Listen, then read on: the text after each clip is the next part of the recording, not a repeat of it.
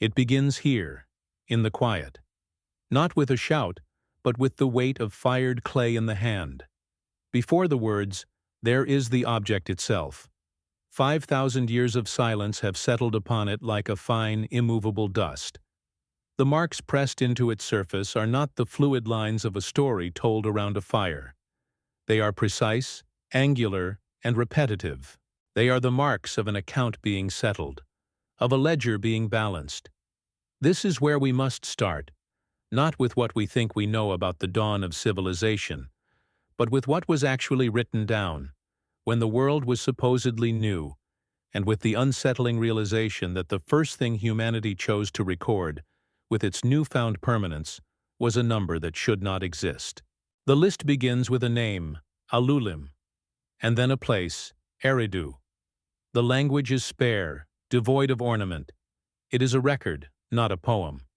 It states that Alulim ruled as king, and beside his name, the scribe, with a steady hand, impressed the symbols for a duration, 8 sars. In their system of counting, a sar is 3,600 years. The calculation is simple. The result is not 28,800 years. The tablet does not elaborate. It does not defend the number. It simply states it as a fact of administration, as mundane as a tally of grain sacks or a census of livestock. And then it moves on to the next entry, leaving the impossible figure to settle in the silence. One must pause here. Before proceeding down the column of names and numbers, it is necessary to let the weight of that first entry register, to hold it in the mind, separate from myth, separate from legend, to see it not as a grand epic, but as a bureaucratic entry in a long and ordered list. This is the first and most profound challenge. The modern mind wants to explain it away, to categorize it as symbolism, as a misunderstanding of time, as the primitive poetry of a people awed by the heavens. But the clay is indifferent to our comfort. The scribe's stylus was not poetic, it was clerical. He was logging a duration. And in the dispassionate precision of that act, a question begins to form. Not a question we are asking of the past, but one the past seems to be asking of us. The tablet was unearthed from the soil of Mesopotamia, the land between the Tigris and the Euphrates. A flat, sun-scorched expanse that we are told is the cradle of civilization. Here, cities like Uruk and Ur rose from the river Silt, and with them the machinery of state, laws, taxes, and archives. The ground itself is a library of compressed time, layers of mud brick and pottery telling a story of settlement, of growth, and of sudden, catastrophic floods. It is a tangible world, a world of physical limits, of human lifespans measured in seasons of harvest and drought.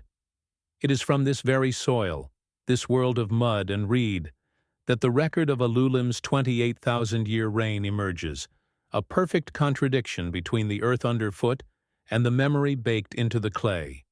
Look closer at the cuneiform itself. Each wedge-shaped mark is a deliberate act. The scribe was not a storyteller inventing a pantheon. He was an administrator, a functionary in a system. His work was repetition, accuracy, preservation.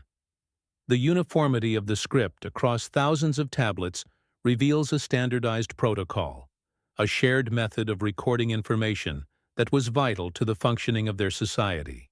He recorded the impossible reigns of these first kings with the same detached care he used for inventories of temple goods. This mismatch is the crucial detail. Why use the language of bureaucracy to document the fantastic? Why was the most unbelievable information in their possession treated with the most mundane and rigorous of methods? The form of the message seems to be at war with its content. The list continues. After Alulim, a second king, Alalangar, takes the throne. The scribe records his reign, 10 sars, 36,000 years. The anomaly is not an anomaly, it is a system. The pattern begins to solidify. We are not looking at a single, inexplicable error, but a deliberate sequence of them. 8 kings in total, ruling from 5 different cities, before a great calamity is mentioned. The reigns are all of impossible length, all recorded in the same dry administrative style. The sheer consistency of the account forces a shift in perspective. We are not witnesses to a flight of fancy. We are observers of a methodology, a system of accounting for a period of time that operates on a scale beyond any human frame of reference. The document is not chaotic. It is unnervingly orderly. And it is more than just a list of names and durations. It tracks a concept, a form of political and social order they called Nam Lugal, or kingship. The text notes where this kingship was located. In Eridu, it begins, Alulim became king. Later, kingship was in Bad Tabira. The record is tracking the movement of a center of power from one city to another over immense spans of time. It reads like a chronicle of a stable, continuous civilization, an unbroken chain of command stretching back into an impossibly deep past. This is not the description of a mythical golden age. It is a political history, a ledger of a state apparatus that, according to the document, existed for millennia before what we call the beginning of history. Then, after the 8th king and the 241,200 years of their combined rule, the scribe makes a simple declarative entry. There is no ceremony in the words, no lamentation. It is another administrative fact, a line drawn in the ledger to close out a section. He writes, "Then the flood swept over." Just that. An event that would echo through the mythology of nearly every subsequent culture is recorded here as a boundary marker, a punctuation point in the timeline. The cataclysm is not the story. It is a divider, separating one mode of existence from another, one set of records from the next. The true nature of the document begins to reveal itself. It is a chronicle of what was and of what was lost. Immediately following that line, the accounting changes. Kingship, the tablet says, is then lowered again from heaven and established in a new city, Kish. The first king of this new era, Jushur, is listed with a reign of 1,200 years. The next, Kulasina Bel, rules for 960. The numbers are still large, far beyond a normal human lifespan, but they are of a completely different order of magnitude. The scale has collapsed. The list continues, the reigns shortening further with each successive dynasty until they settle into the familiar, believable lengths of historical rulers. The bimodal nature of the timeline is there, embedded in the data itself. A clean break, a mathematical cliff between two distinct ages, with the flood as the stark, silent demarcation. There is a particular kind of quiet that falls after encountering a document like this for the first time. It is the quiet of a fundamental assumption being disturbed. The neat lines we have drawn around the past begin to blur. The categories of myth and history feel suddenly inadequate, unequal to the task of containing what is written on the clay. This is not a story that can be easily dismissed or comfortably filed away. It lingers. And for those who choose to remain here, in this quiet space, there is a sense of shared recognition. A recognition that we are not at the end of a lesson, but at the beginning of a long, patient vigil, with a memory that is not entirely our own. We must return to the object itself. To the clay tablet, held now in the controlled atmosphere of a distant museum. Its weight is the first piece of evidence. It is a thing made of the earth, of river silt and water, baked hard by the sun or a kiln. The marks upon it are not scratches. They are impressions, a series of wedges pressed into the damp surface by a reed stylus.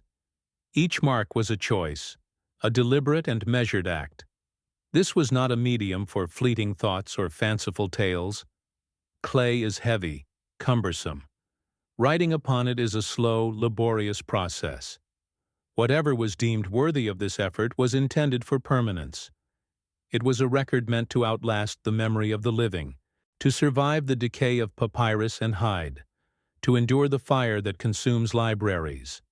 The very medium speaks of a concern for preservation, against a long and unforgiving future. The list is known today as the Sumerian King List. It is not a single tablet, but a composite text, pieced together from more than a dozen different fragments unearthed across Mesopotamia. Yet their consistency is remarkable. They tell the same story, list the same names in the same order, and assign the same impossible durations. The text begins with a formula, a recurring header that sets the tone for everything that follows. After the kingship descended from heaven, the kingship was in Eridu. It is a statement of origin for a political institution. Then the first entry. In Eridu, Alulim became king. He ruled for 800 years. The second. Alalangar ruled for 36 years. The structure is that of a chronicle, a year-by-year accounting. There is no praise, no description of their deeds, no hint of their character. They are entries in a database, defined only by their name, their location, and a number. Observe the silence between the lines. The text does not elaborate on how a single reign could span nearly 30 millennia. It offers no explanation for the nature of these rulers. It does not describe the world they governed. The scribe, in his meticulous work, has omitted everything that would satisfy our curiosity, everything that would transform the list into a story. This absence is a form of data in itself. The focus is purely administrative. It is the logbook of an institution called kingship, tracking its location and its sequence of appointed leaders. The very coldness of the record is what creates the disturbance. A myth would be filled with detail, with the struggles of gods and heroes. A ledger is filled only with accounts. This document is structured as a ledger, but its accounts are an order of magnitude beyond the world we know.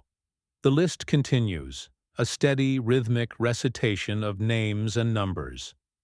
After the first two kings in Eridu, the tablet notes, "Then Eridu fell, and the kingship was taken to Bad Tibira." The transfer of power is noted with the same bureaucratic finality as the closing of a fiscal year. In this new city, 3 more kings are listed. Enmen-Lu-Ana, ruling for 200 years. Then Enmen-Gal-Ana for 800 years.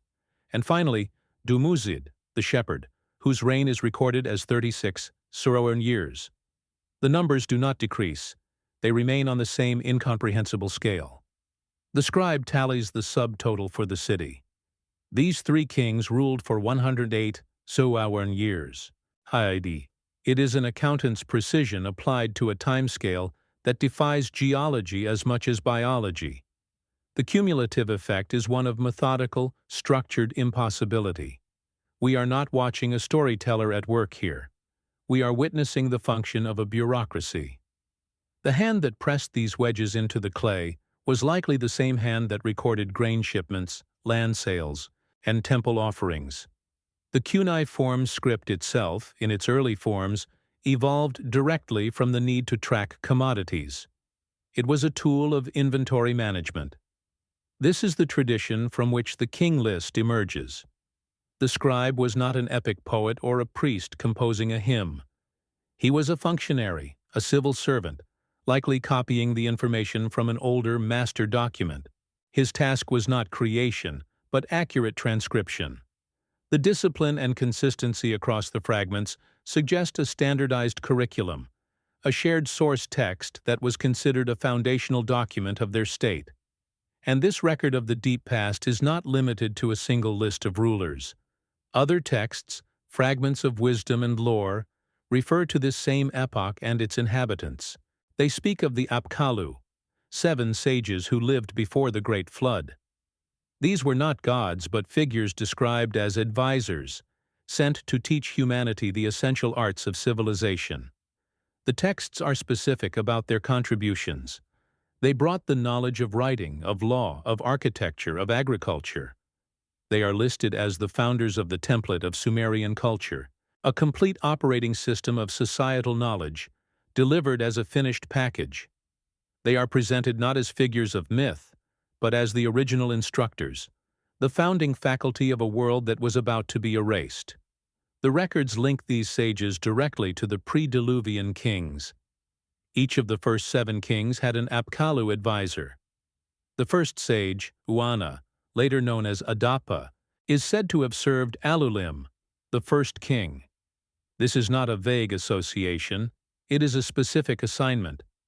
The text presents an organizational chart, a clear hierarchy of rulers and their expert counselors. The knowledge they possessed was called Mi, a complex term encompassing everything from technical craft to social order and cosmic law. The tradition insists that all Mi existed before humanity and were simply delivered by these figures. The Sumerians did not see themselves as inventors of their own civilization, but as the inheritors of a system, a complete and perfect blueprint passed down from this impossibly ancient administration. This pattern of information extends across multiple forms of text. We find it in the chronicles, in the wisdom literature, and in the epic poems that were built upon these older administrative skeletons. The city of Shuruppak, for instance, is listed as the seat of the last pre-Diluvian dynasty. Its king was Ubartutu, who ruled for 600 years. His son was Ziusudra, the man warned of the coming flood and instructed to build a great boat. This figure, who would later evolve into the Utnapishtim of the Epic of Gilgamesh and the Noah of the Hebrew Bible, appears here first, not as the hero of a divine drama, but as the last name in a long line of succession, the final entry in a ledger before the accounting system itself was wiped out. The narrative elements are secondary to the primary function of the list, to record the sequence of power. Perhaps it is useful for a moment to pause, to step away from the flow of information and simply observe the space around you. Notice the quality of the light in the room, the ambient sound, the time displayed on a nearby clock. This present moment is a data point, easily recorded. 22. 47. A quiet room. Low light. This is an act of registration, of marking a point in time and space. It is a simple, clerical act. Now, consider the scribe. He too is in a room, under the Mesopotamian sun or by the light of an oil lamp. He too is performing an act of registration. But the number he records is not a time of day, but a duration of 36,000 years. The act is the same. The quiet focus, the steady hand, the recording of a fact. It is only the scale of the number that separates his world from ours. After the entry for Shuruppak, after the final pre-Diluvian king, the tone of the record shifts, but its method does not. The scribe draws a line, both literally and figuratively. He writes, "Then the flood swept over." Following this stark declaration, the formula repeats, "After the flood had swept over, and the kingship descended from heaven, the kingship was in Kish." A new section of the ledger is opened. The first king of this new era is Jushur. His reign is listed as 200 years. The next, Kulasinabel, rules for 960 years. The numbers are still immense, far beyond a natural human life, but they are an order of magnitude smaller than what came before. The scale has been violently recalibrated. The scribe records this change with the same dispassionate accuracy. He is simply logging the new data as it appears in his source. This sharp, mathematical discontinuity is one of the most striking features of the document. It is not a gradual, gentle decline of lifespans, as one might expect in a myth about a fading golden age. It is a cliff face in the data. The reigns drop from tens of thousands of years to just over 1,000, and from there they continue to shrink with successive dynasties, hundreds of years, then decades, until they settle into the historically verifiable reigns of figures like Gilgamesh of Uruk and Sargon of Akkad. The list itself, through its cold numerical structure, testifies to two distinct epochs, two different modes of existence. The flood is not merely a story. In the logic of the document, it is the event that separates two completely different systems of measuring time, or perhaps time itself. This textual boundary marker finds a strange echo in the soil of Mesopotamia itself. In the 1920s, the archaeologist Sir Leonard Woolley was excavating the city of Ur. As his team dug down through the layers of settlement, they passed the levels of the Great Ziggurat and the royal tombs. And then they hit something else. A thick, uniform layer of clean clay, over 10 feet deep in some places. It was sterile, containing no artifacts, no pottery, no signs of human life. It was river silt, the residue of a massive, devastating flood. Below this layer, they found the evidence of an earlier, different settlement. The earth itself seemed to hold a memory of a great rupture, a physical line in the strata that corresponded to the conceptual line drawn by the scribe in the king list. The scribe was not just tracking kings, he was tracking an idea. The concept of Nam Lugal, or kingship. This was seen as a singular entity, an institution that could be moved from one physical location to another, but which retained its identity. Kingship was in Eridu, the text says, as if it were a tangible object held in trust by the city. When Eridu fell, the kingship was taken to Bad Tibira. After the flood, it was re-established in Kish. This is the language of logistics, of the transfer of a seat of power. The scribe's chronicle is the history of this singular institution, charting its course through immense spans of time and across a catastrophic boundary that reset the world. The survival of the institution itself was the primary story. What is also preserved across this boundary are the names. Eridu, the first city of kingship, the home of Alulim, was not forgotten after the flood. It remained a sacred place for millennia. Its memory was actively maintained. It was revered as the original home of the god Enki, the patron of wisdom and magic. This persistence suggests a deliberate act of cultural transmission. The names and places from before the cataclysm were not vague, mythical memories. They were foundational elements of the post-Diluvian world's identity, a direct link to the source of their civilization and their right to rule. The list was not just a curiosity, it was a charter, a document establishing a legitimate chain of succession that stretched back into the deep past. One must consider the sheer, painstaking effort involved. For generations, scribes in Sumer, Akkad, and Babylonia copied these lists. They were a core part of the scribal curriculum. A young student learning the cuneiform script would practice by copying the names of these ancient kings and their impossible reigns. Why? What was the function of compelling every generation of administrators to meticulously reproduce a document whose contents defied all experience? For a society concerned with harvests, trade, and warfare, this dedication to a seemingly fantastical record is a profound anomaly. The act of preservation itself becomes a piece of evidence, pointing to a perceived importance that we have failed to grasp. The information being preserved was not merely genealogical, it was technical. The Apkallu were not remembered for their personalities, but for the specific data they delivered. The plans for building the first temples, the principles of irrigation, the patterns of the stars, the formulation of legal codes. These were the substance of the memory. The texts suggest that what was being carried across the threshold of the flood was a civilizational starter kit, a set of instructions and blueprints. The long-reigning kings were the custodians of this knowledge, and the sages were the technicians who implemented it. The record is not of what they did in a narrative sense, but of the functions they performed and the information they embodied.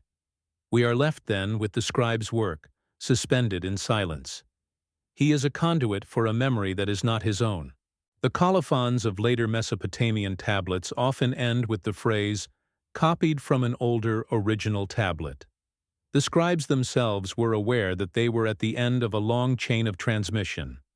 They were curators of a library whose oldest volumes had long since turned to dust, preserved only through this disciplined, ritualistic act of copying. The king list and its associated texts may not be the original files, but rather the salvaged index of a much larger, lost archive. We are not reading a book. We are looking at the table of contents of a library that was drowned. The dissonance remains. It is the central problem. The calm, orderly, and administrative nature of the record stands in stark opposition to the sheer impossibility of its contents. It is a meticulously organized account of a reality that should not exist. This is not the language of myth. Myth seeks to explain the unknown in poetic, metaphorical terms. This language seeks only to register, to list, to quantify. It is the language of a known system. The growing strangeness comes from this realization. The document is not a failure of historical memory, but a success of an archival protocol we do not recognize. It is a message that has been delivered, intact, to a recipient who no longer speaks the language in which it was written. The silence of the Sumerian record is profound, but it is not unique. Once the ear becomes accustomed to its specific frequency, one begins to hear echoes. The question that hangs over the clay tablets from Uruk and Kish, whether this is an isolated anomaly, a localized flight of fancy, compels a widening of the search. The investigation must move outward from the dust of Mesopotamia, across deserts and seas, into the archives of other nascent civilizations. It must ask if anyone else was keeping a similar account, if another scribe, in another time and place, was tasked with recording a memory of a world that preceded his own.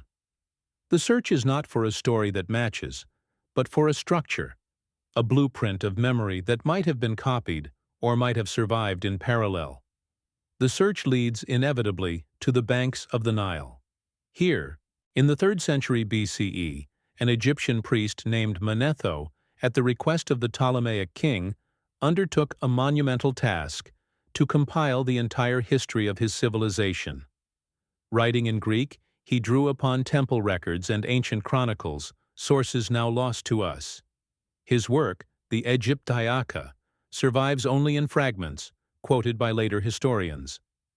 And within these fragments, a familiar structure appears. Before the first mortal pharaoh, Menes, Manetho lists a long succession of divine and semi-divine rulers. The gods, he records, reigned for 13,900 years. They were followed by a dynasty of spirits of the dead and demigods, who ruled for another 25 years. A period of chaos followed, before the first human dynasty was established. The numbers are different, but the pattern is the same. A deep time epoch of non-human rulers, followed by a rupture, and then the beginning of recorded human history. Here, the work of the researcher becomes tangible. It is an act of physical comparison. Imagine a long wooden table in a quiet room, illuminated by a single low-hanging lamp. On one side lies a plaster cast of a Sumerian king list fragment, its cuneiform wedges sharp and clear. On the other, a printed page showing the surviving king lists of Manetho, translated from Greek. The archaeologist does not need to understand the language at first. They simply look at the architecture of the information. They trace the columns with a gloved finger. They note the division, the clean break in the timeline. In Mesopotamia, the boundary is a flood. In Egypt, it is a period of chaos that separates the age of gods from the age of men. The physical distance between these two records is thousands of kilometers and over 1,000 years, yet on this table they appear as two drafts of the same impossible history. This act of comparison is not a passive one. It is a slow, methodical process of cataloging similarities in structure, not just in content. The researcher measures the scale of the claimed reigns, noting the order of magnitude difference between the pre-dynastic and the dynastic periods in both records. The Sumerian list moves from tens of thousands of years down to centuries. The Egyptian tradition moves from thousands of years to the historically attested lifespans of the pharaohs. The pattern is one of scalar collapse. It is as if a fundamental constant in the world has been altered, and both civilizations, independently, felt the need to record the before and after state of their reality. The question shifts from, "Did this happen?" to why was it so important to record it in this specific, structured way? The focus moves from the unbelievable numbers to the unnervingly consistent methodology of their documentation. The pattern does not stop at the Nile. It ripples outward, growing fainter, more fragmented, but still discernible. In Babylon, the historian Berossus, a contemporary of Manetho, wrote his own history, drawing on temple archives. He too chronicled a list of 10 kings who ruled before a great flood, and his assigned reigns, though calculated differently, were also of enormous length, totaling 432,000 years. The number itself is arresting. It is the same figure that appears in some recensions of the Sumerian king list for the total duration of the pre-Diluvian reigns. Further east, the Puranic texts of India describe a cosmology based on vast cycles of time called yugas. The current age, the Kali Yuga, is said to last 432 Oyo years, while the preceding longer ages were populated by enlightened beings with lifespans measured in the thousands of years. The recurrence of this specific number, 432, or 0, in unrelated cultural traditions separated by vast distances, transforms the anomaly into a signal. We are no longer looking at a single document. We are observing a global structural echo. It is the persistent memory of a lost epoch, defined by impossibly long-lived rulers, a catastrophic end, and a subsequent diminished age of humanity. The details vary, the names change, the languages are unrelated, but the underlying architecture of the memory remains stable. It is a template for the beginning of history that appears in the foundational records of civilizations from the Near East to the Indian subcontinent. The sheer geographic and chronological spread of this template makes simple cultural diffusion an inadequate explanation. It suggests we might be looking at the scattered fragments of a single common source, a global tradition of a deep past that was all but erased. To remain here, in the quiet observation of this pattern, is to share in a particular kind of watchfulness. It is to recognize that the first act of history, in multiple, disparate cultures, was not to record the present, but to document a past so impossibly vast it could only be registered as a sequence of unbelievable numbers. Those who see only myth in these accounts will have turned away by now. But for those who stay, there is an understanding that a mystery repeated on this scale is no longer a simple story. It is a piece of data, a signal that has been broadcasting, without being understood, from the very foundations of our civilized world. The work from this point forward requires a different kind of listening, a patience for the language of structure and number. The investigation now turns from the lists themselves to the numbers they contain. The researchers' tools change. The brushes and picks are replaced by calculators and astronomical charts. The focus shifts to the strange mathematics embedded in the reigns. The numbers, which at first seemed like wild, poetic exaggerations, begin to reveal an internal logic, a relationship to something other than time. Consider the precession of the equinoxes, the slow 920-year wobble of the Earth's axis as it spins. This cycle, which causes the slow drift of the zodiacal constellations, is a vast celestial clock, one full rotation marking a great year. It is a measure of deep time, observable only through millennia of patient recorded observation, a knowledge that should not belong to the dawn of civilization. Yet the numbers from the ancient king lists seem inexplicably tied to this cosmic cycle. The total reign of Berossus's 10 pre-Diluvian kings, 432, 0 years, is precisely 50 cycles of the Sumerian Ner, 600 years, multiplied by 12.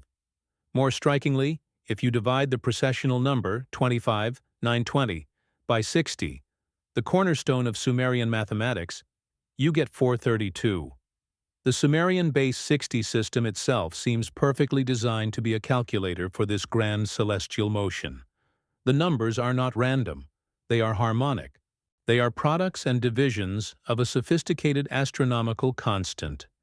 The administrative list of kings, the dry ledger of reigns appears to be a vessel, a carrier for a complex set of astronomical data, encoded in the very durations it purports to record.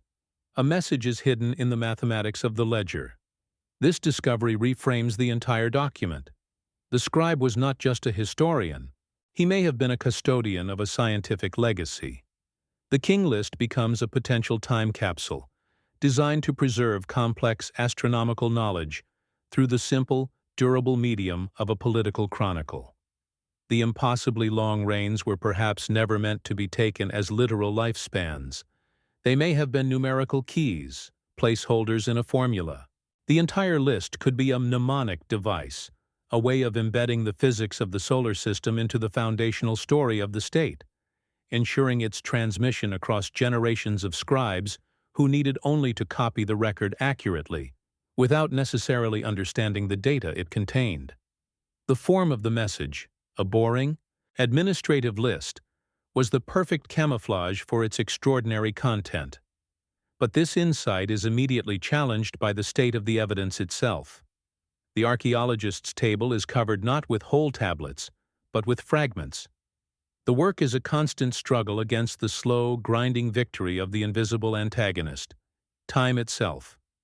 A crucial line is missing from one tablet. A key number is eroded on another. The texts of Manetho and Berossus are themselves ghosts, surviving only as second-hand quotations in the works of others. We are working with the wreckage of an archive. The pattern we can discern is the one that was strong enough to survive this catastrophic loss of information.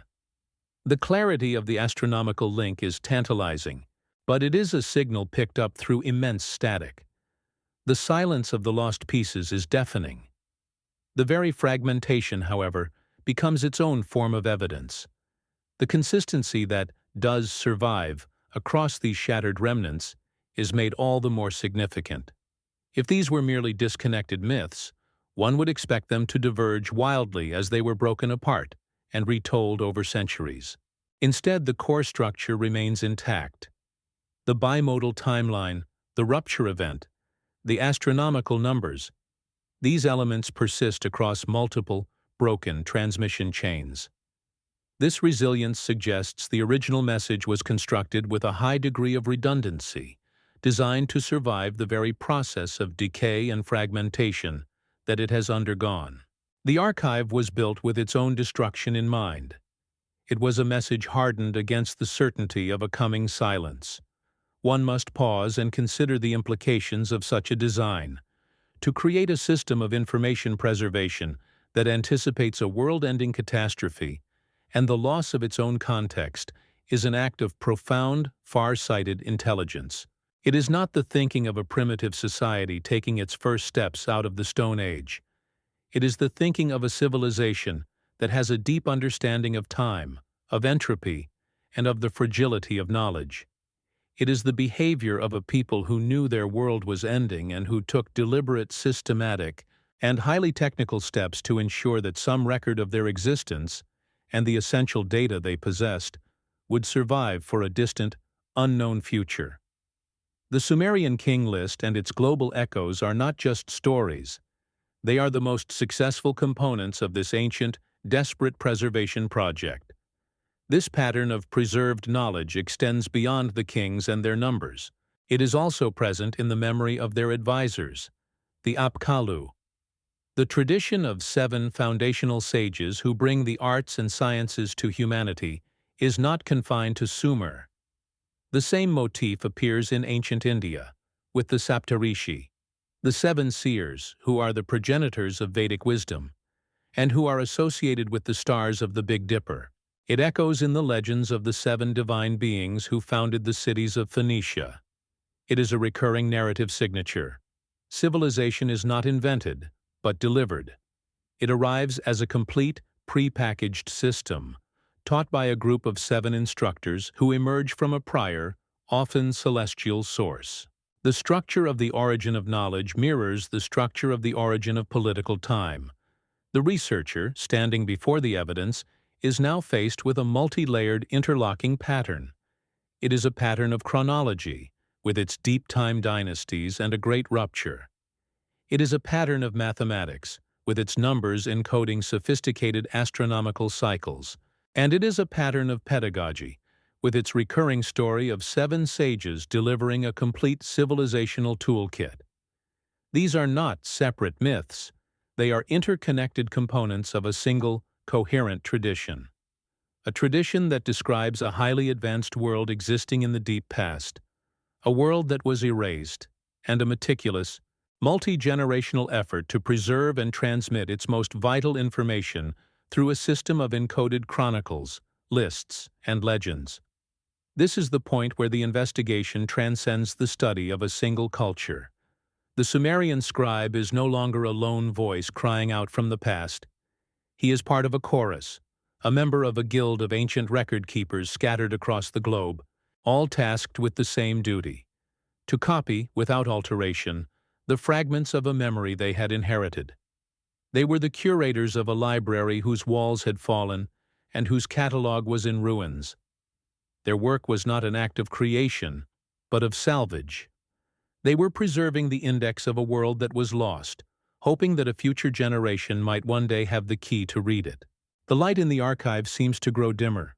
The shadows lengthen around the artifacts laid out on the table. The focus narrows to 2 objects, separated by the dark wood: a clay tablet from Kish, a papyrus fragment from Alexandria. They are from different worlds, written in dead languages by men who never knew each other. And yet, they seem to be in conversation. They speak of the same impossible timescale. They testify to the same rupture in the fabric of the world. They are 2 pieces of a single, shattered map. The task is no longer to decipher one, but to understand the ghost of the original image that they both reflect. The scope of the silence has grown, and with it, the scale of the question we are asking. The records are precise about the transfer of power, the duration of a reign, the location of a city. But of the rulers themselves, the 8 who governed for nearly 250,000 years, the clay is almost silent. It offers a name, a function, and a number. Nothing more. No description of their appearance, no chronicle of their deeds, no insight into their character. They are not personalities. They are positions. They exist in the record as office holders, defined entirely by their role within a system that preceded them and continued after them. This absence of personal detail is the first clue to their nature. They were not kings in the human sense of the word, celebrated for their conquests or their wisdom. They were components in a much larger and much older piece of machinery. The texts that surround the king list give a name to this ruling class. They are the Anunnaki. The word is often translated as princely offspring, or those of royal blood, but its most literal rendering is perhaps the most direct: those who from heaven to earth came. It is a descriptor of origin and status, not a name for a species. It denotes a position in a hierarchy, a group defined by their point of departure. The texts do not treat this as a matter of faith, but as a simple statement of fact, a point on a map. They came from somewhere else, and their arrival on Earth was the initiating event for the entire civilizational project that the scribe is tasked with documenting. Their otherness is presented not as a metaphysical quality, but as a simple administrative detail of their provenance. This was not a chaotic pantheon of warring deities. The records describe a structured and deeply bureaucratic organization. There was a clear chain of command, a council, and a division of labor. At the top was Anu, the chairman, whose domain was the heavens. His 2 sons, Enlil and Enki, were given their own jurisdictions. Enlil was the commander of the earth, the chief executive officer of the terrestrial operation. Enki, the master of technology and wisdom, was given charge of the deep, the waters, and the shaping of the world. This is not the family drama of Mount Olympus. This is the organizational chart of a cosmic corporation or a colonial administration, with clearly defined roles, responsibilities, and spheres of influence. Their interactions are recorded as debates over policy, disputes over resources, and the issuing of decrees. Below this executive council were the specialists, the technicians. The texts call them the Apkallu, the seven sages. They are listed as the advisors to the first seven pre-Diluvian kings, each one assigned to a specific ruler. Their function was not to offer vague wisdom, but to deliver specific technical knowledge. They are explicitly credited with teaching humanity the foundational arts of civilization, the principles of urban planning, the methods of agriculture, the science of astronomy, the practice of law, the art of writing. They were not prophets. They were instructors. They were the implementation team, tasked with deploying a prepackaged civilizational operating system to a new and undeveloped world. Their arrival marks the beginning of a technology transfer on an unimaginable scale. A pause is required here. The weight of this concept needs time to settle. The idea that civilization was not a slow, painful trial-and-error process of human invention, but a deliberate, top-down installation of a pre-existing template.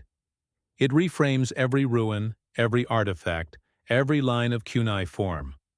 The first ziggurat is not a monument to human aspiration reaching for the divine. It is the construction of a headquarters, built according to a blueprint. The first irrigated field is not a testament to human ingenuity. It is the result of a lesson in advanced hydrology. The first clay tablet is not the birth of literature. It is the adoption of a new data management software. The silence in the archive is filled with the hum of a system being brought online. The records are most specific about the role of Enki. His original city, Eridu, is the first city of kingship. He is the custodian of the divine decrees, the Miya, which are described not as abstract principles but as a set of cosmic blueprints. One text, Enki and the World Order, reads like a project manager's report. In it, Enki travels the world, organizing it, assigning functions, and installing the necessary systems for it to operate efficiently. He blesses Sumer, fills the rivers with fish, directs the plow and the yoke, and appoints lesser deities to oversee specific sectors of the economy, from canal inspection to shepherding. His work is not creation in a magical sense. It is engineering, logistics, and the establishment of a planetary-scale enterprise. The Mi themselves are a fascinating and concrete concept. The texts list them, as if cataloging the contents of a hard drive. There are over 100 of them covering every aspect of a functioning society. They include high concepts like kingship, priesthood, and truth, but also the technical specifications for specific crafts: leatherworking, basket weaving, smithing, and building. They are a complete instruction set for a Sumerian city-state. The texts describe these Mir as tangible objects that could be held, transported, and even stolen. They were the source code of civilization, a portable and replicable system of knowledge that Enki was tasked with safeguarding and deploying from his base of operations at Eridu. In this context, the pre-Diluvian kings and their impossibly long reigns take on a new, chillingly rational function. They were not merely rulers, they were custodians. If the Apkallu were the technicians who installed the system, the kings were the administrators tasked with maintaining it, ensuring its perfect, unaltered continuity over vast periods of time. Their longevity was a feature, not a myth. It guaranteed the stability of the system, preventing the drift and corruption of knowledge that occurs over many shorter human generations. They were the guardians of the archive, living libraries whose purpose was to ensure the flawless preservation of the foundational data delivered by the Anunnaki. Their reigns were not measures of a life, but of a period of perfect system integrity. We have been reading these texts through the wrong lens. We have approached them as poetry, as the primitive attempts of an early people to explain the world around them through stories of gods and heroes. But the language of the texts themselves, their cold, administrative tone, their focus on lists and functions and jurisdictions, suggests we should be reading them as something else entirely. As a technical manual, as a corporate history, as the field reports of a colonizing power. The beings they describe are not objects of worship to be prayed to for favor, but superiors in a chain of command to be reported to for instructions. The entire emotional and spiritual framework we project onto them is our own invention, a screen of myth placed over a stark and functional reality. The division of the world was absolute. Anu remained in the celestial domain, a distant and remote chairman of the board. Enlil managed the surface world, the mission on Earth, from his command center in Nippur.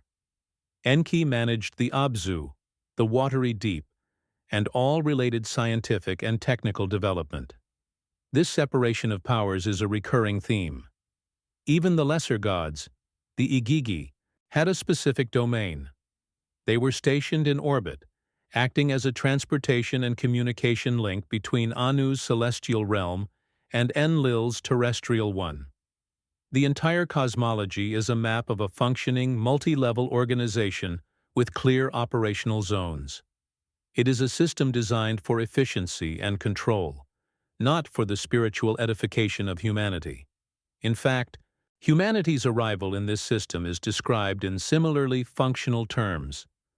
The texts, particularly the Atrahasis epic, state that the Anunnaki originally used a class of lesser gods, the Igigi, to perform the hard labor of digging canals and building cities.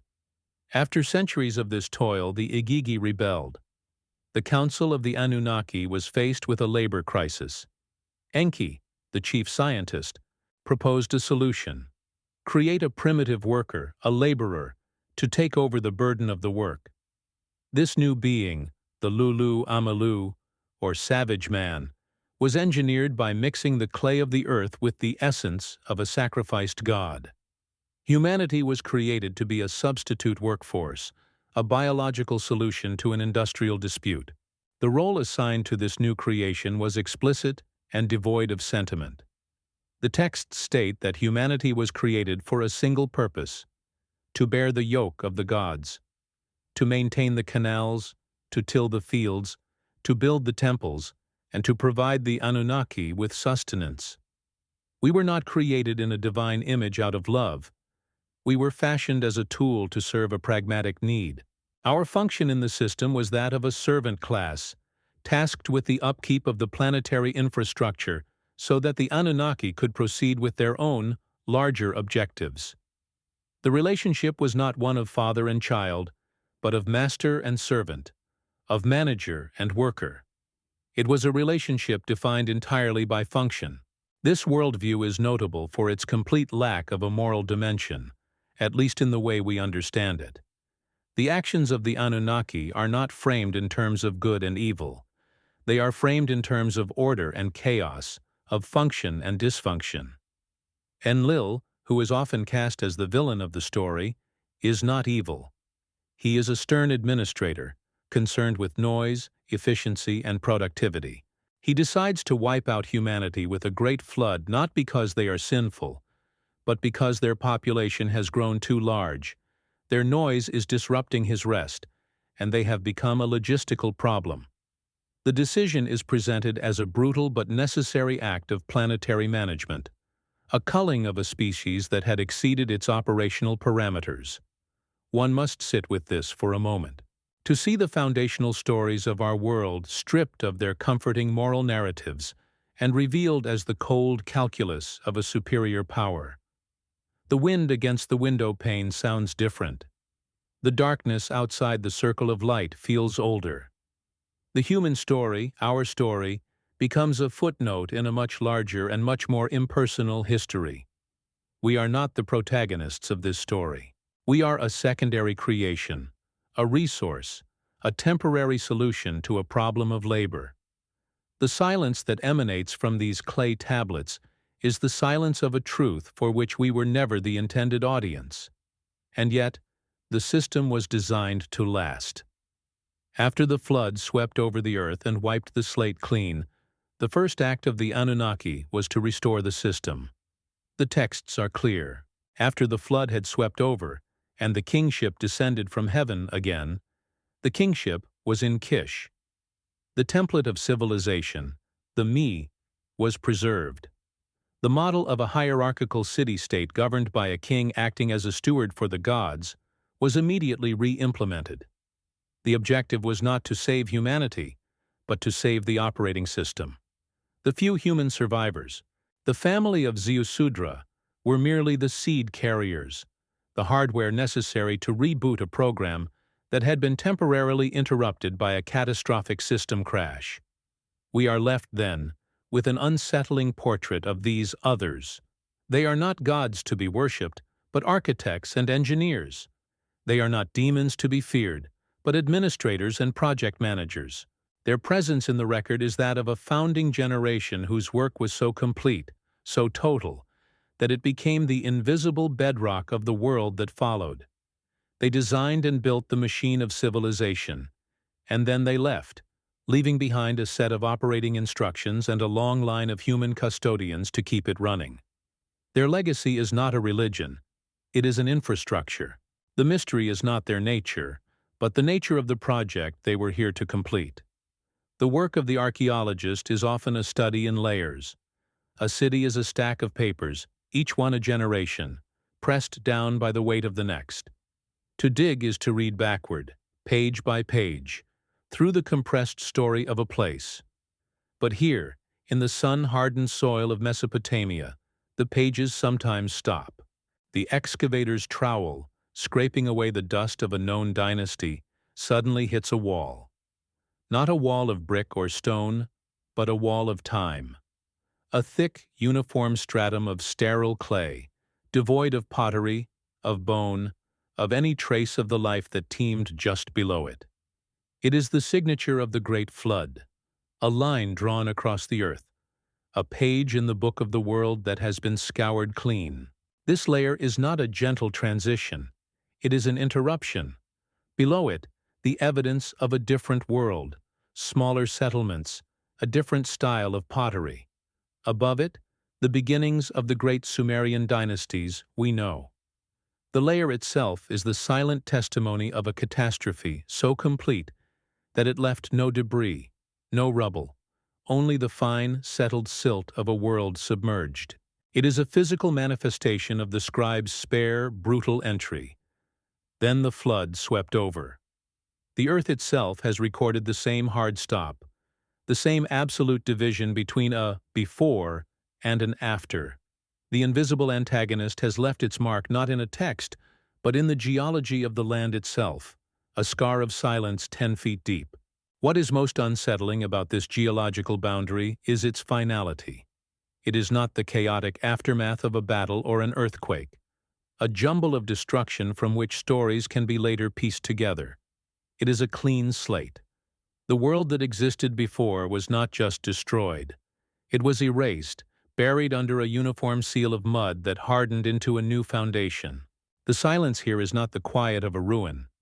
It is the absolute quiet of a tomb that has been intentionally and perfectly sealed. The message in the soil is one of total severance. Whatever was before, it was not meant to be found easily. The past was not simply lost, it was quarantined, and this physical erasure finds its perfect echo in the textual record.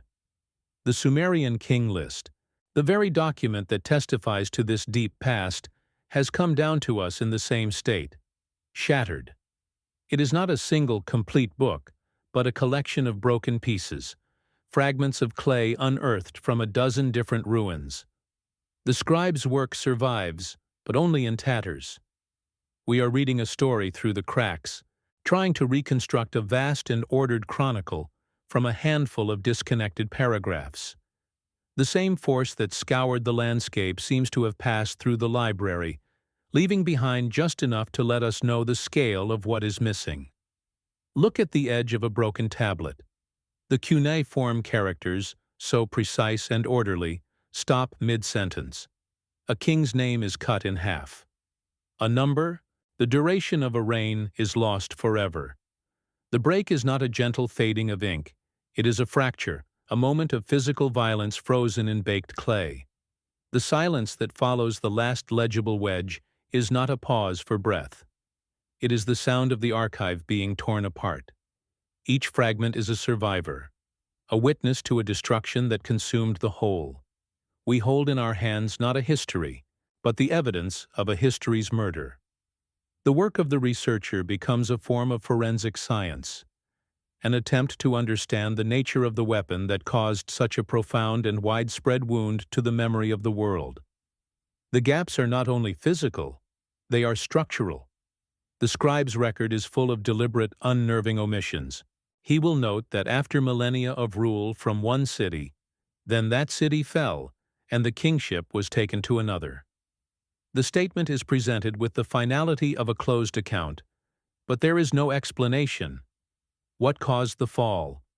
Was it war, famine, a political collapse? The text is silent. An entire chapter of history, the decline and end of a civilization that lasted longer than our own, is compressed into 2 words. It fell. This is not the carelessness of a poor historian. It is the disciplined protocol of a record keeper who has been instructed to omit the details, to record the transfer of the institution, but not the messy human chaos that accompanied it. We are watching a process of deliberate curation, but one where the principle of selection seems to be the erasure of cause and effect. The record preserves the sequence of power, the chain of command, but it actively excises the narrative. It leaves us with a skeleton, a list of names and numbers disconnected from the lifeblood of events. This consistent, methodical absence of context is more disturbing than any fantastical tale. It suggests that the story we want to hear, the story of these kings and their world, is precisely the information that the system was designed not to preserve. The silence is a feature, not a bug.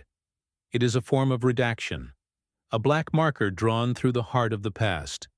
This pattern of structural silence is what defines the work of the invisible antagonist. It is a force that does not just destroy, but that filters. It allows the administrative framework to survive, but it scours away the meaning. It leaves the ledger intact, but burns the book of stories. Why preserve a list of kings, but not a single one of their deeds? Why remember the name of a city, but not the reason for its demise? The very structure of the surviving information points to an intelligence, a purpose behind the destruction. The loss feels less like an accident of time and more like the result of a carefully executed policy, a war against a certain kind of memory. We are left to wander in a landscape of ghosts, of names without bodies, and cities without histories. The pre-Diluvian city of Larak, for instance.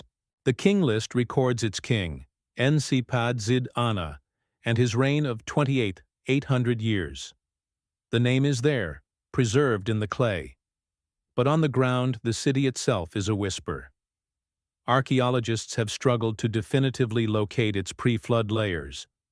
It exists more concretely in the scribe's list than it does in the earth. Here, the 2 records are in conflict. One form of memory, the textual, has survived the erasure more successfully than the other, the physical. The antagonist's work was not uniform. It was a battle fought on multiple fronts, and the ruins of that battle are the very evidence we are sifting through. For a moment, in the quiet of this space, simply register the interval between your thoughts. That small, empty pause. It is in such spaces that this story now resides. It is the sound of the archive from which these fragments were salvaged, the hum of what is no longer there. If you are among those who have remained this far, you are listening not to a narrative, but to the resonance of its absence. We invite you to mark this moment, to note the time, and to simply write the word silence in the records below. It is a small, ritual act of acknowledging the vastness of what we have gathered here to observe. It is a way of mapping the void. The conflict between the records deepens the mystery. If the cities were so thoroughly erased, how did their names, and the names of their kings, survive? They must have been carried across the catastrophic boundary by a deliberate act of preservation. Someone, or something, salvaged the index but left the library to burn. This act of selective preservation is perhaps the most chilling clue of all. It implies a choice. It implies that the survivors of the cataclysm, the very founders of the New World, were either unable or unwilling to preserve the full story. They brought with them only the framework, the organizational chart of the world that was, leaving the details to the silence. This was not a simple loss of data. It was a downgrading of reality. The world after the flood is a lower-resolution copy of the world that came before. The rains shorten, the scale of time collapses, and the connection to the source of the original knowledge becomes more tenuous. The Sumerian civilization, which we see as a brilliant beginning, presents itself as a constant, desperate struggle to remember, to reconstruct, to copy the faded blueprints of a lost golden age. The great ziggurats are not monuments of innovation, but attempts to rebuild the command centers of the gods. The scribal schools are not centers of invention, but centers for the preservation of a received and fragmenting tradition. The invisible antagonist, then, is not merely the flood. The flood was a single event, a physical mechanism of erasure. The true antagonist is the force of amnesia that followed. It is the slow, grinding decay of the salvaged data. It is the centuries of misinterpretation, of the technical manual being mistaken for a hymn book. It is the cultural shift that caused the children of the survivors to forget what the lists and numbers truly meant, to begin seeing their ancient history not as a record of a technical system, but as a mythology of gods and heroes. The silence is not a static void. It is an active, encroaching force, a fog that rolls in to obscure the last remaining landmarks of a drowned world. We are looking at the evidence of a failed recovery. The post-Diluvian world was an attempt to reboot a system from a corrupted backup. The core files were there, the list of kings, the names of the sages, the astronomical numbers, but the contextual information, the operating system that made sense of it all, was gone. Humanity was left with the user interface of a vastly superior technology, but without the user manual. We were left to press the buttons, to repeat the rituals, and to copy the records, hoping to replicate the functions of a machine whose purpose we no longer understood. The silence between the layers is, therefore, the most important part of the story. It is the negative space that gives shape to the surviving fragments. It is the vast, dark ocean upon which the few, scattered islands of pre-Diluvian memory float. To study this history is not to fill in the gaps. It is to map the edges of the gaps themselves. It is to measure their depth, to understand their scale, and to recognize that the empty spaces on the map are not uncharted territory. They are a deliberate and final statement. They are the true and lasting monument to the world that was lost. And this erasure was not a singular event in the distant past. It is an ongoing process. Every tablet that crumbles to dust in the forgotten soil of Iraq, every scholar who dismisses the king list as mere fantasy, every generation that chooses to forget the questions these texts are asking, is another victory for the invisible antagonist. The silence is patient. It has been winning its war against memory for over 5,000 years. The act of sitting here, in the low light, contemplating these fragments, is an act of resistance against it. It is a refusal to let the silence have the final word. The scribe, in his quiet room copying the names of the ancient kings, was the first soldier in this resistance. He was preserving a signal, even if he no longer fully understood its content. The archaeologist, brushing the dust from a cuneiform character, is the latest. They are part of a single, unbroken chain of custodians, a lineage of watchmen tasked with keeping a faint and fading light alive against an overwhelming darkness. Their work is a testament to the idea that a memory, once recorded, can never be entirely erased, that even from the deepest silence, a voice can sometimes be heard, if only one has the patience to listen. The ultimate mystery is not what happened before the flood, but the nature of the silence that followed it. Was it the natural, chaotic silence of a world destroyed by a mindless cataclysm? Or was it an imposed, artificial silence, the result of a deliberate act of concealment? Was the memory of the old world lost, or was it taken? The evidence does not provide an answer. It only deepens the question, leaving us suspended in the vast, echoing space between the layers, where the only thing we can hear clearly is the scale of our own ignorance. The story is not in the words that were written, but in the world that was wiped away to make room for them. We must now draw the threads together. The hand of the Sumerian scribe in Kish, the pen of the Egyptian priest Manetho in Alexandria, the stylus of the Babylonian historian Berossus. They are separate hands, moved by separate minds, in separate centuries. Yet they perform the same function. They copy a memory that is not their own. They record a history whose structure is impossibly consistent across the boundaries of culture, language, and time. Laid out on the floor of a vast and silent archive, their records cease to be independent artifacts. They become corroborating testimony.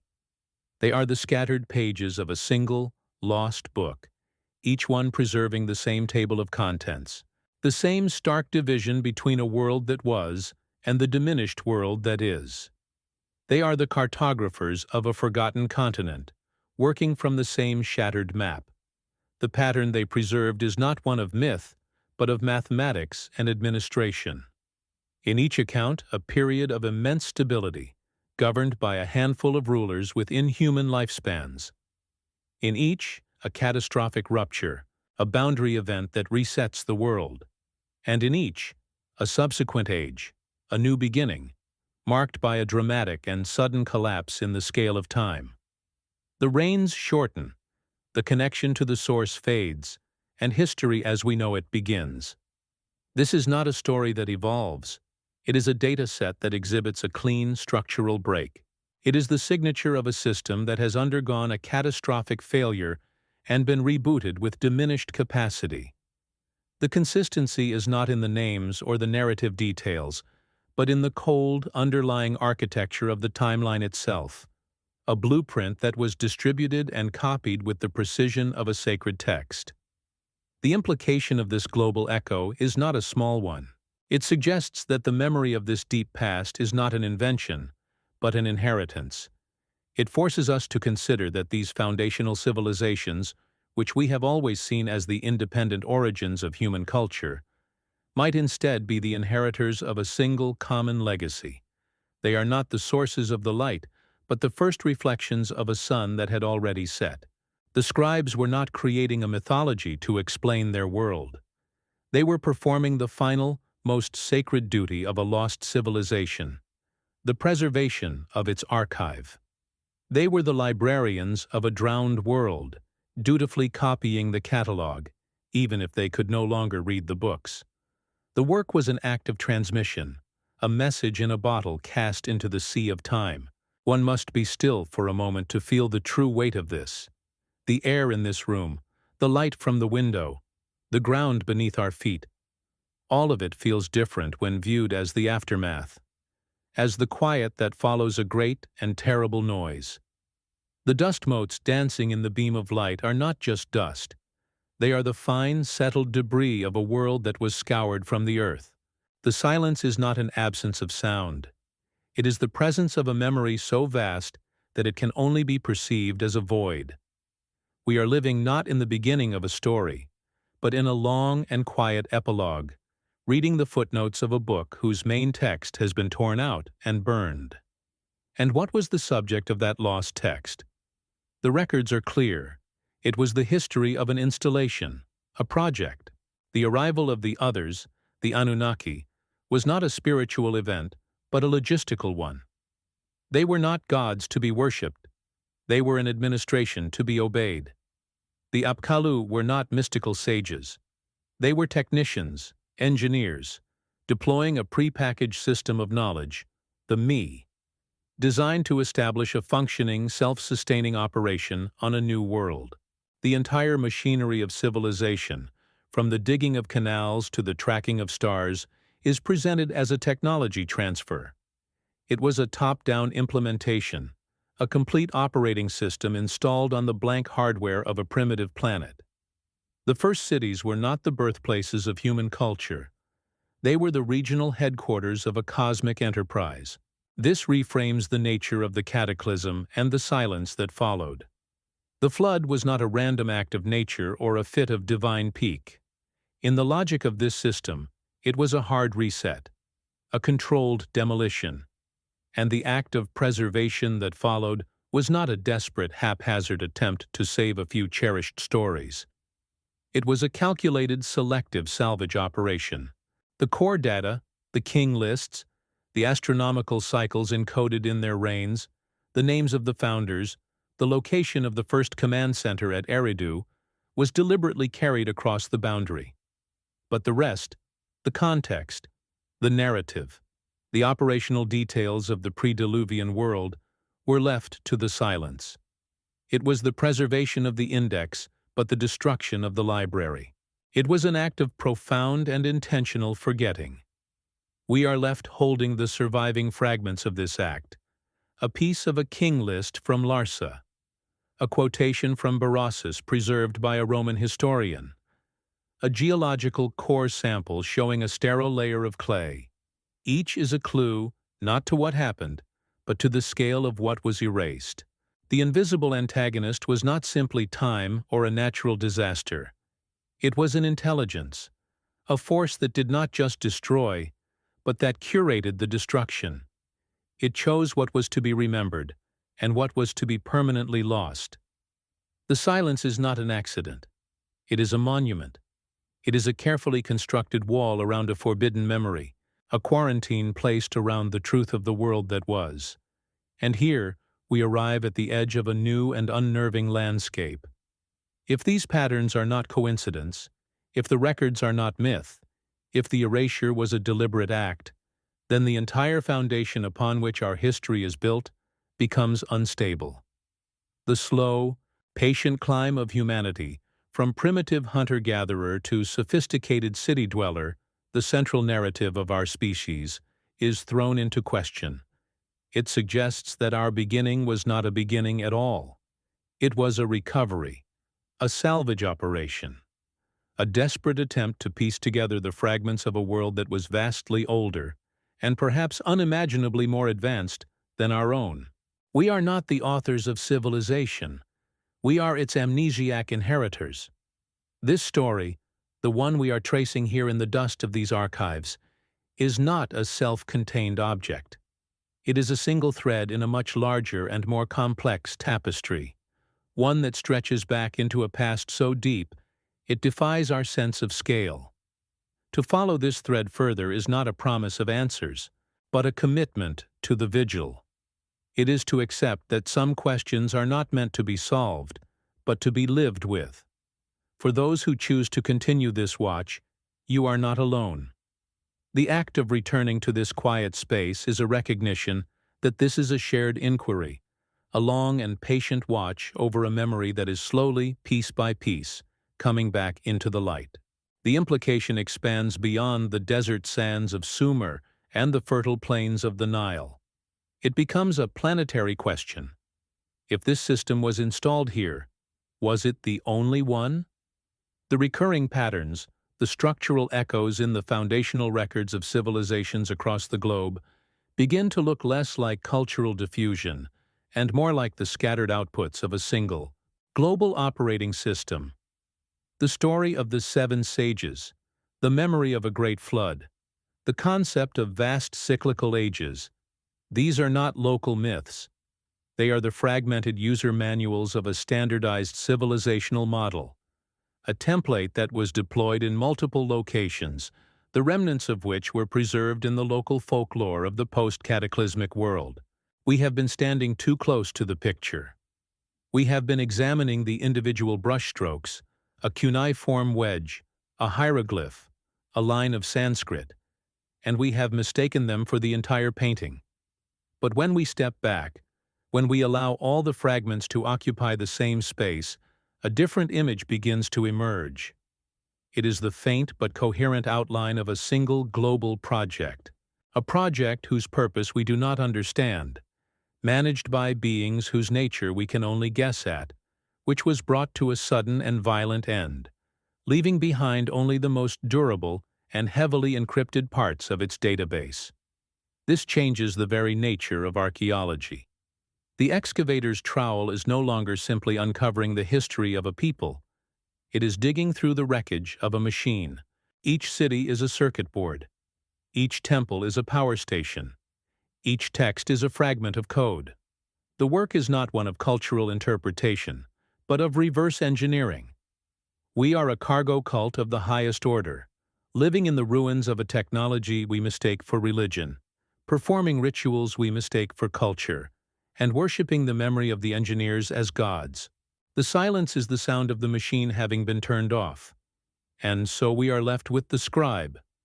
We see him not as a primitive man inventing gods, but as a post-apocalyptic survivor, tasked with the most important job in the new world, to copy the old files, to ensure the backup was not corrupted further. His hand is steady. His work is precise. He is not looking back with reverence at a mythical golden age. He is looking at a schematic, a blueprint for a world that worked, and his task is to preserve the design so that one day, perhaps, it could be rebuilt. His work is not an act of faith, but an act of profound and desperate hope against the encroaching silence. The final implication, then, is a quiet and unsettling inversion of our entire perspective. History is not a line that stretches forward into an ever brighter future. It is a long, slow climb out of a wreckage so complete that we have forgotten it was ever there. We are not pioneers on a bold new frontier. We are survivors, living on a salvaged lifeboat, using the broken instruments of a previous age to navigate a sea of amnesia, trying to find our way back to a shore we cannot name. The progress we celebrate is simply the slow rediscovery of a knowledge that was once commonplace. We must leave it here, for now, at this precipice. The question that began with a single, impossible number on a clay tablet has now expanded to encompass the entire horizon of the human past. The mystery is not contained within the artifacts on the table. It is the table itself, the room, the world outside the window. The search is no longer for a specific answer, but for a new way of seeing everything we thought we knew. The silence that follows is not an ending. It is a space for the true scale of the question to settle. The original anomaly, the 241-200-year reign of 8 kings, is no longer the central mystery. It has become a key, a single piece of code that unlocks a far larger and more disturbing possibility. The real question is not what this number means in isolation, but what it implies about the system that created it. What was the nature of a world that required such a timescale for its administration? And more importantly, what happened to that world? The silence that surrounds these records is no longer empty. It is filled with the shadow of a history so vast and so alien that its erasure may have been the very act that made our own history possible. The journey ends where it began. In the quiet, before a small rectangular piece of baked clay, resting under soft light in a glass case. The air around it is still, filtered, the temperature precisely controlled. 5,000 years of heat and dust and pressure have been arrested here. The object is inert, a fossil of an idea. Its edges are fractured, its surface worn, but the marks pressed into it remain. They are not a story. They are an account.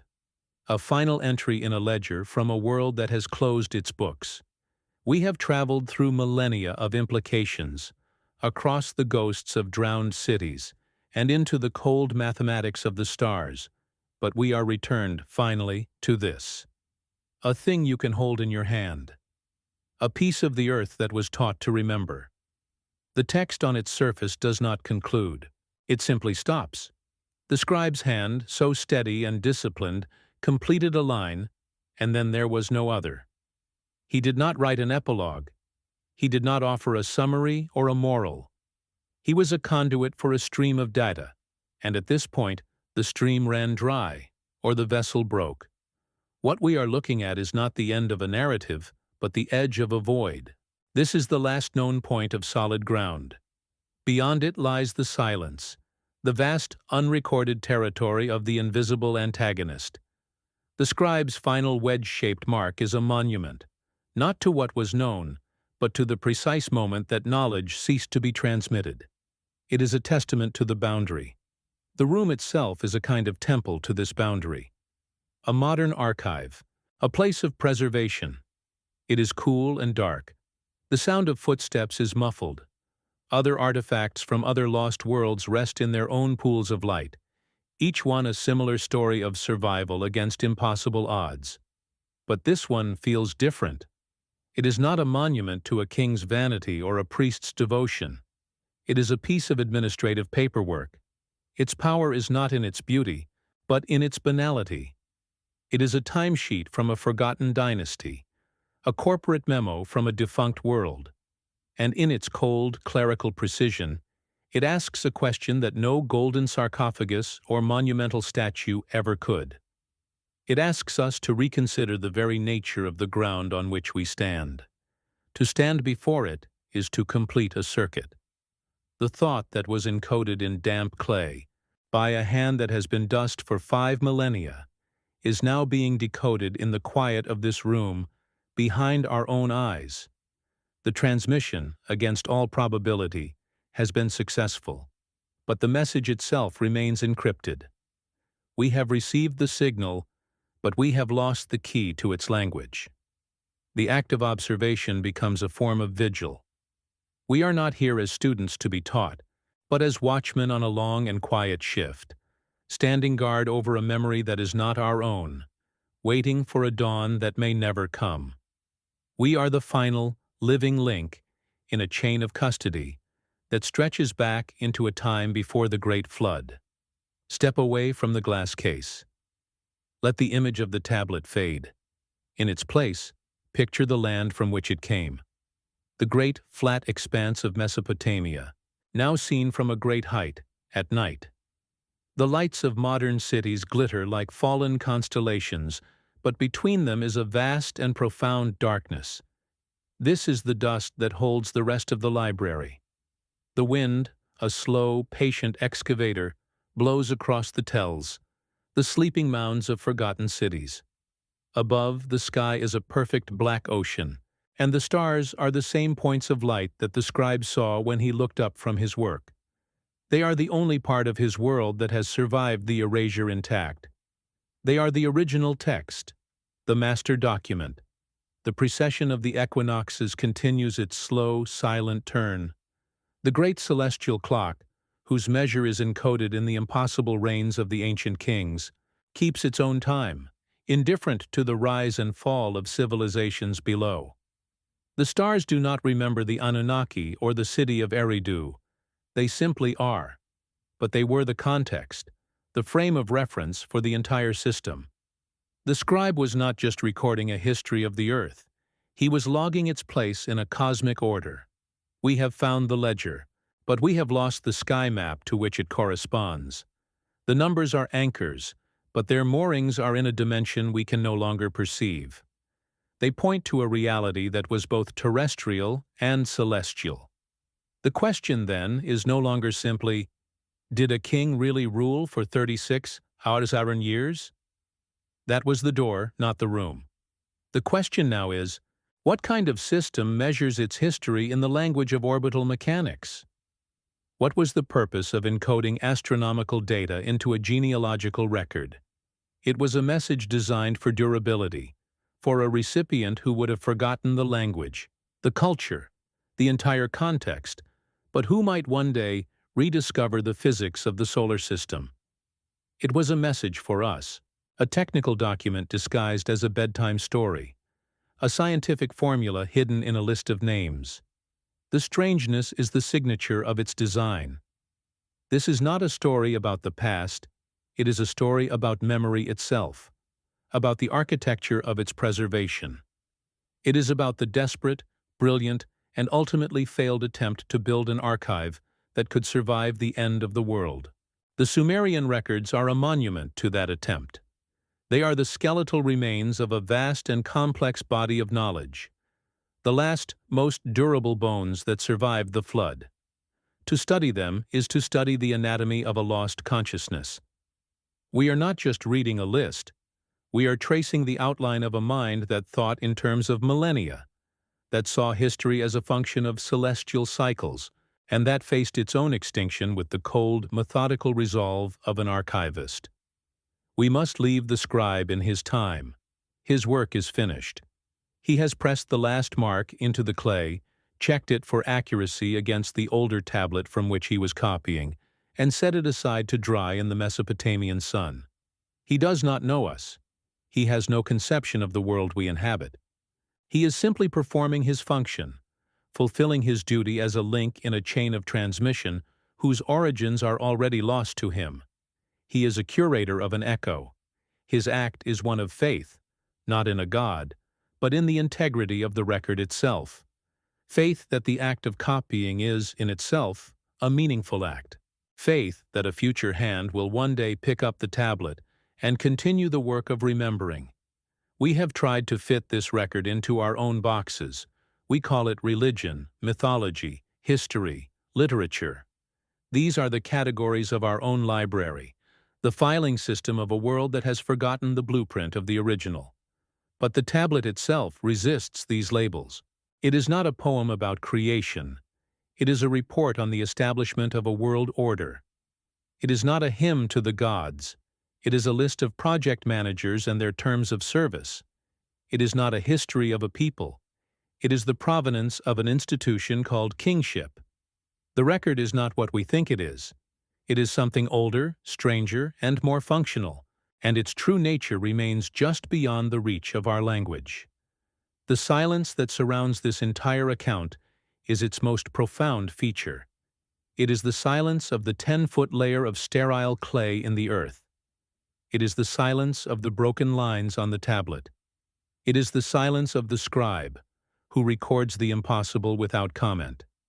It is the silence of the others, who are present only as functions, as names in a list, their own voices entirely absent. This silence is not an emptiness. It is a presence. It is the shadow cast by a colossal object that has since moved on. The story is not in the fragments of light we have recovered, but in the scale and the shape of that shadow. We have spent our time mapping the edges of an absence. And so, the work of the narrator ends here. The voice that has guided you through these quiet spaces now falls silent. There are no more connections to be made, no more patterns to be drawn. The evidence has been presented. The fragments are on the table. The rest is the work of the vigil. The task is not to find an answer that will neatly close the file. The task is to learn to live with the question, to allow its weight and its scale, to inhabit our own quiet moments. To see the world not as a finished story, but as a vast and ancient ruin, filled with the echoes of a language we are only just beginning to remember we have forgotten. The light on the tablet remains. It is a small, persistent fact in a dark room. It does not explain. It does not promise. It simply endures. It has survived the flood, the fall of empires, the burning of libraries, and the long, slow grind of millennia. It is a single, defiant point of memory in a universe that trends towards entropy and forgetting. It is a message that has waited 5,000 years to be read, and its true meaning may yet wait 5,000 more.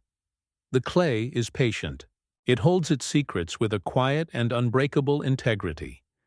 It is a piece of the deep past, embedded in our present, waiting for a future that can finally understand it. What remains, when the screen goes dark and the voice fades, is this image, and the silence that surrounds it. The story is not over. It has simply been passed to you. It is a seed planted in the quiet of your own contemplation. The scribe's work is done. The archaeologist's work is done. The curator's work is done. Now the vigil is yours. The question of the 8 kings and their quarter-million-year reign is no longer a historical curiosity. It is a resonance, an echo that will follow you out of this room and into the noise of your own world. It is a quiet reminder that the history we know is perhaps only the last, brief chapter of a much, much longer book,